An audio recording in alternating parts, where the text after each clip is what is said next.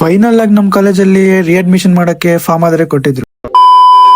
Hello guys, welcome back to my channel. ಹೇಗಿದೆ ಎಲ್ಲರೂ? ಚೆನ್ನಾಗಿದೆ ಗೈಸ್. ಇವತ್ತು ಕ್ಲಾಸಸ್ ಇಲ್ಲ ಅಂದ್ರೂ ಕಾಲೇಜ್ ಕಡೆ ಆದ್ರೆ ಹೋಗ್ತಾ ಇದೀನಿ. ಯಾಕಂದ್ರೆ ಗೈಸ್ ಇವತ್ತು ಕಾಲೇಜಲ್ಲಿ ರಿಅಡ್ಮಿಷನ್ ಗೆ ಫಾರ್ಮ್ ಕೊಡ್ತೀನಿ ಅಂತಿದ್ರು. ಸೊ ಫಿಲ್ ಮಾಡೋಣ ಅಂತ ಸೀದಾ ನಾನು ಮೆಟ್ರೋ ಕಡೆ ಬಂದು ಲಿಫ್ಟ್ ಇಂದ ಮೆಟ್ರೋ ಒಳಗಡೆ ಹೋಗ್ಬಿಟ್ಟು ಸೀದಾ ಕಾಲೇಜ್ ಕಡೆ ಆದ್ರೆ ಹೊರಟೆ.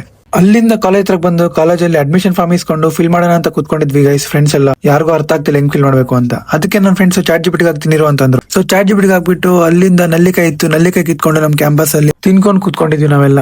ಅದಾದ್ಮೇಲೆ ನಮ್ ಡಾಕ್ಯುಮೆಂಟ್ಸ್ ಎಲ್ಲ ಜೆರಾಕ್ಸ್ ಬೇಕಿತ್ತು. ಜೆರಾಕ್ಸ್ ಆದ್ರೆ ಇರ್ಲಿಲ್ಲ. ನಮ್ ಕಾಲೇಜ್ ಪಕ್ಕದಲ್ಲಿ ಒಂದಿತ್ತು, ಕಾಲೇಜ್ ಮುಂದೆ ಒಂದಿತ್ತು ಗೈಸ್ ಜೆರಾಕ್ಸ್ ಅಂಗಡಿ. ನಮ್ಗೆ ಅದೆಷ್ಟೊಂದ್ ಮೈ ಬಾರ ಅಂತಂದ್ರೆ ಮುಂದೆ ಹೋಗ್ಬಿಟ್ಟು ಜೆರಾಕ್ಸ್ ತಗೊಂಡಿರಾ ಅರ್ಧ ಅವರ್ ವೇಟ್ ಮಾಡ್ಬಿಟ್ಟು ಇಂಕಡೆಲ್ಲ ಆರ್ಡರ್ ಮಾಡ್ಕೊಂಡಿದ್ವಿ ಗೈಸ್. Unboxing guys.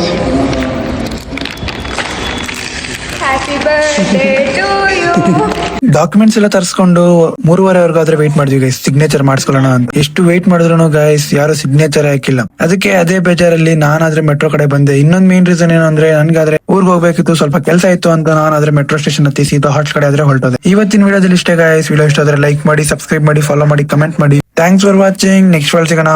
ಬಾಯ್ ಬಾಯ್.